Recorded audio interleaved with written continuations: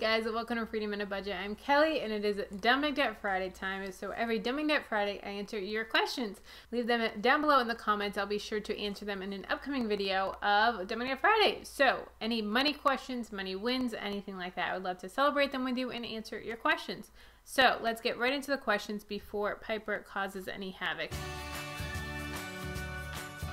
He is in full curiosity mode. He just woke up from a great nap and now he wants to explore and be a little pain in the butt. As his butt was just in the camera. Y'all see what I did there? Got it. All right. Question. First one is from my girl Lynn Morris. Absolutely love her. And she says, do you think you will ever do a multi-year budget like Tasha and Joseph over at One Big Happy Family do? I mentioned why they do, but it seems so scary. I'm with you. That does seem daunting. I recently just did a full year budget. I typically do a monthly budget, and doing a full year budget was actually a lot for me. And he is not looking over some props for a future video that I'm going to be filming after this. So I recently just did a full year budget video, and that was like super daunting, and filming it, and not filming it, but like planning it out for the whole entire year was just super, I don't want to say exhausting, but it took a lot of mental energy just to figure it all out, program it, do it, everything. But I did make a spreadsheet for you guys if you want to do it. So I did all the hard part for it. But my only thing with the multi-year budget is we have no clue where we're going to be in 5 years. We have no clue how many kids we're going to have in 5 years. We have no clue where we're going to live in 5 years and how much a rent or mortgage is going to be. And it just, I feel like if we were in a more, I don't want to say secure place, but a more like, this is how our life is going to be in 5 years, then we could do it. But I don't know, right now it seems like a lot, and it seems very just not, I feel like we would do it, but then our life is going to be totally different in 5 years, and it's hard to plan on that. You know, we're going to have one child in 5 years, we're going to have 4 children in 5 years. We don't know. And yes, I'm hoping for twins. All right, so I hope that answers your question. Next one is from Carrie Ann 1, and she says, love your Excel spreadsheet. What method do you use for tracking spending? I currently use an old version of YNAB, which I adore. They no longer support that app, and I'm trying to find an alternative. I enter money into the app on my phone as I spend, so my budget will always be up to date. Do you just manually update this Excel spreadsheet on a desktop laptop? If so, how often do you tend to do this to make sure you stay on target? This is a great question. I absolutely love this question. So, as you guys know, I have my Excel spreadsheet. I've done the apps. I've done Every Dollar. I don't think I've done too much with YNAB, but I've tested out a lot of the apps, and they're great apps. But for us personally, I'm a spreadsheet person, and just spreadsheets work best for me, and I can just customize them. I love spreadsheets. I use them all the time at work, and people make fun of me for my spreadsheets at work, and okay, off topic. No, my work is currently going green, and we are in the process of, we're a medical staffing company, and you know, we have lots of doctor records and medical records and everything. We're going green and digitalizing everything and getting rid of paper and everything. And they're like, Kelly, in efforts to going green, we want to minimize your spreadsheets. And I'm like, going green does not mean you have to take away spreadsheets. That means taking away physical paper. My spreadsheets are green. They're not pen and paper. And they're trying to change the whole process of getting rid of the spreadsheets. I was like, no, guys, not my spreadsheets. I love my spreadsheets. Don't get rid of my spreadsheets. So that's a little mini rant. So I love the spreadsheets, like I said. And with them, I can customize them. I can, you know, if we have different expenses coming up or a cruise, I can make a section for the cruise. If we have, you know, something else that we're going to have a lot of expenses together, I can make a little block and section for it. And it just, I love how it works. For us, we typically update it once every 2 or 3 days. I like being in it often, because if I'm in it often, it only takes me 5 minutes. If I wait to the end of the month, number one, like you said, we have no clue where we're at financially. We have no clue, are we over budget, are we under budget? We have no clue where we're at. We just enter it all in, we're like, oh crap, or hey, we're way under budget. So if we're in it every couple days, it only takes a couple minutes versus like an hour or two to enter everything in. And I can kind of see where we're at. So, you know, halfway through the month, I can be like, oh, we need to cut back on this, or oh, we're doing great in this section, or different things like that. So we can really customize it and really see where we are checking in. You know, where are we in the budget? How, you know, are we over budget, under budget? Are we right on target? How are things? something randomly comes up, you know, we're able to cash flow it, or do we have to pull from something else? We have to pull from the emergency funds, you know, something happens with the car, something happens with, you know, one of the cats, who knows what could happen. And, you know, are we able to cash flow or pull from the emergency fund? So it's a great check-in for us. Great question. Barb Bunton says, you mentioned a SmartPay app, but you also mentioned Cumberland Farms. I live in West Coast, Florida, and we don't have any of those stores gas station. I also have an Android phone and Google Play. Is there a safe SmartPay application that I can use for filling up gas so I don't have to use my debit card? I've had debit fraud happen a few months back, and using of my debit card makes me nervous. Any help with this, it is appreciated. I love your videos, and they are very helpful. This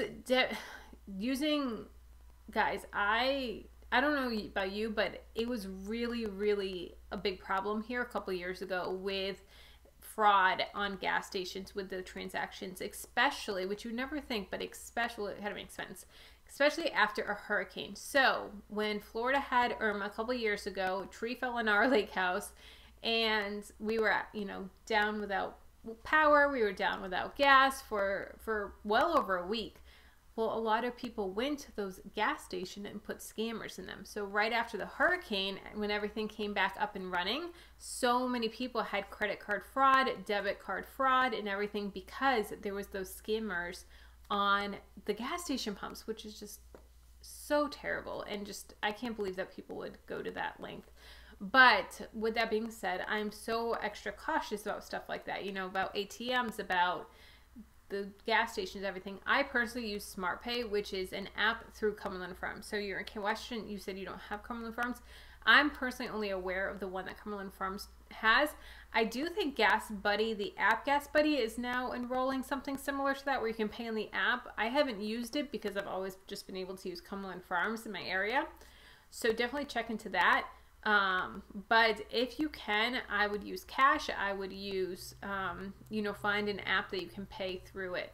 Cumberland Farms, it doesn't link to a debit card or anything. It actually links right to your checking account. So I get out of my car. It automatically does the GPS of knowing what gas station I'm in. I confirm, yes, I'm at this gas station. On every pump, it has a little sticker. It says, you are at gas station 9768, and enter your pump number, and then it'll say pump 7. So on the thing, it'll say 9768, pump 7. So it's like right there, and you just enter it in, and then it'll say begin fueling, and then you can see it there. And then you also get rewards and everything. We got like a free orange juice or something yesterday. I think it was that. Yeah, Minute Maid orange juice.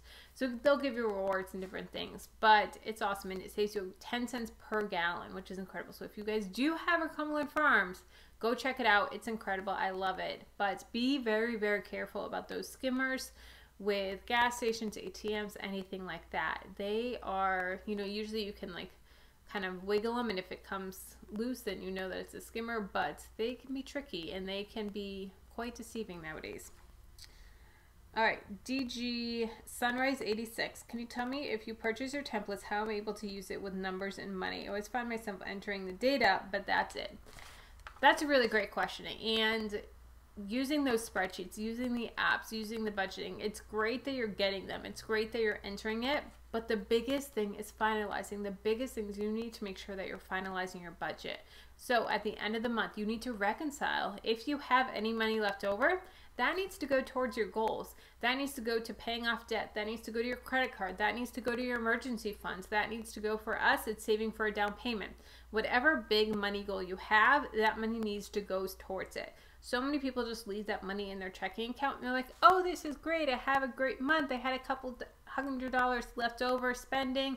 This is great. It's just going to build up in my checking account. No, it's going to get spent. Something's going to happen. There's going to be some kind of sale, and that money's going to be spent. It may be spent $5 at a time, a little bit here, a little bit there, a little bit there, or it could just be a whole big blow at Marshall's or TJ Maxx or Home Goods or Chip and Joanna Gaines's section in Target.